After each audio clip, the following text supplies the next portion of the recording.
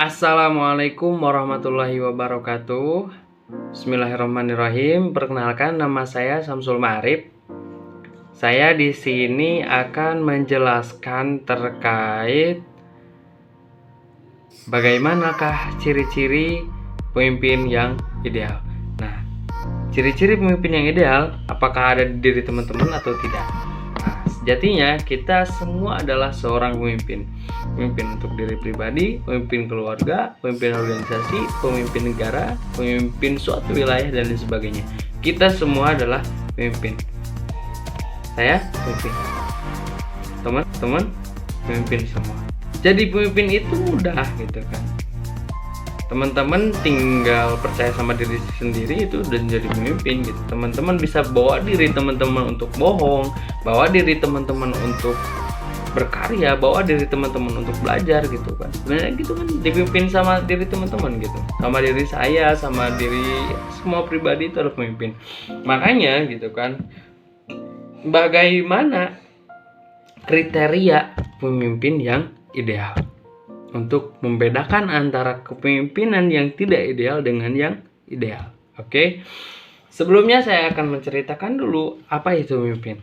Pemimpin adalah mereka yang mempunyai kemampuan lebih atau kelebihan untuk bisa mempengaruhi orang lain, mengajak orang lain untuk beraktivitas bersama untuk menggapai tujuan bersama.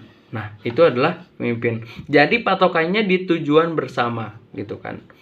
Cuman dia yang bisa mempengaruhi orang lainnya. Oke, maka dia disebut sebagai seorang pemimpin. Itu kan. Seperti ada 5 orang.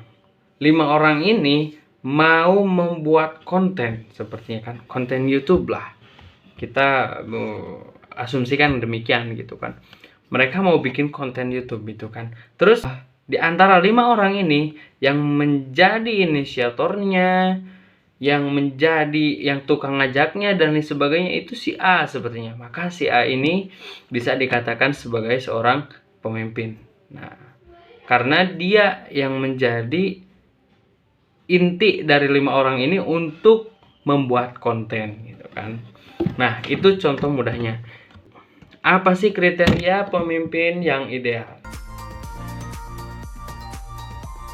Nomor 1 itu tentu saja sifat jujur.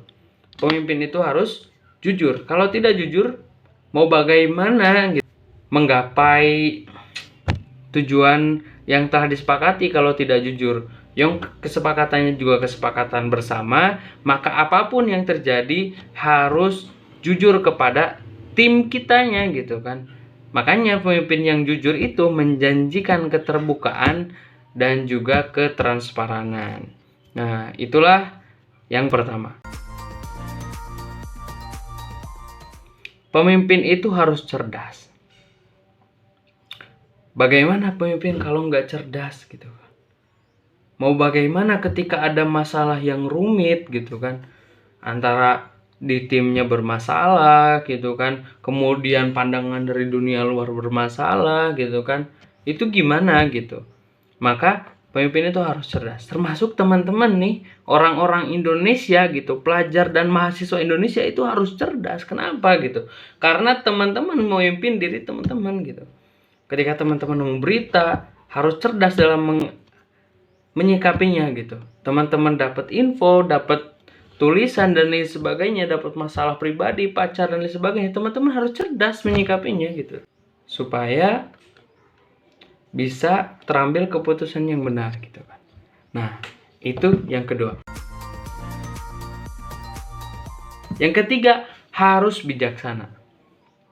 Pemimpin nggak bijak ya bingung gitu. Bijaksana itu apa sih gitu kan? Bijaksana itu adalah kumpulan dari kebenaran dikumpulkan, jadilah bijaksana.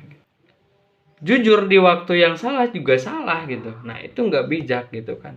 Kebijaksanaan itu benar ditambah benar ditambah benar tambah benar tambah benar tambah benar, itu jadi bijaksana. Makanya seorang pemimpin itu harus bisa menganalisis gitu. Ini benar atau enggak? Ini benar atau enggak? Ini benar atau enggak? Jadi dia tahu gitu. Keputusannya harus bagaimana.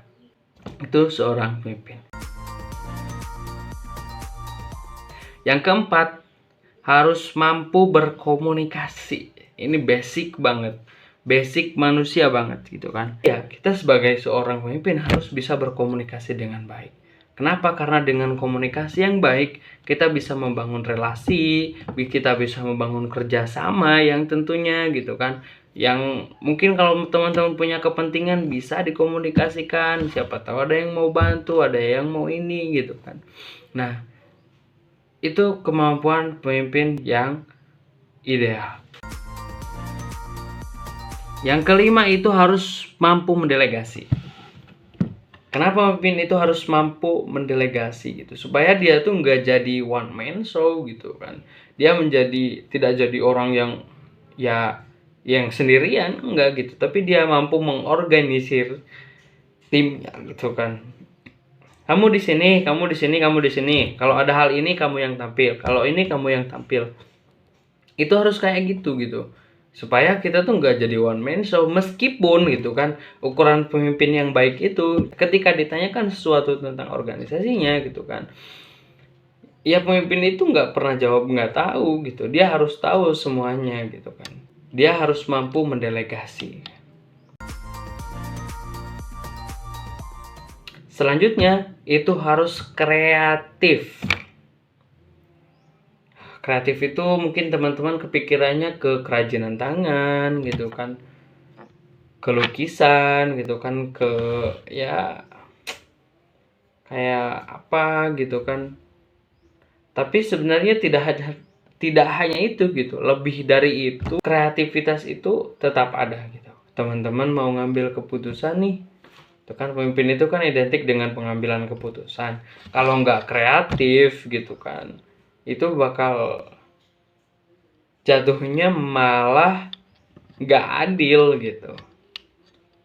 Soalnya keadilan itu terus gitu kan, terus harus bisa diulik dan lain sebagainya, dan itu membutuhkan kreativitas yang tinggi gitu kan dalam menghasilkan produk yang adil. Oke, next. Bertanggung jawab. Ini penting ya. Mau jujur, cerdas, punya inisiatif besar, bijaksana gitu kan, tapi dia nggak bertanggung jawab gitu kan. Ketika ada masalah dia nggak ada, ketika ada keributan dan lain sebagainya gitu kan, teman-teman ada yang gugat dan lain sebagainya, dia nggak bertanggung jawab.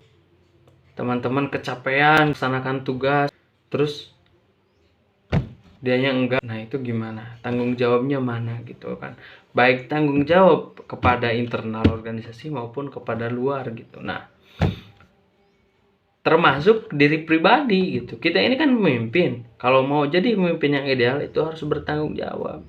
Bertanggung jawabnya gitu gimana gitu. Ya, kita diberikan mata, kita diberikan telinga gitu, kita diberikan kehidupan sehat. Ya harus tanggung jawab. Ini dipakai apa, ini dipakai apa, dipakai apa. Ya kita harus ngambil semua konsekuensi itu gitu. Ketika ada kesalahan ya minta maaf. Ketika ya udahlah. Pokoknya itu adalah 7 ciri-ciri pemimpin yang ideal, oke? Video ini ya saya buat untuk tugas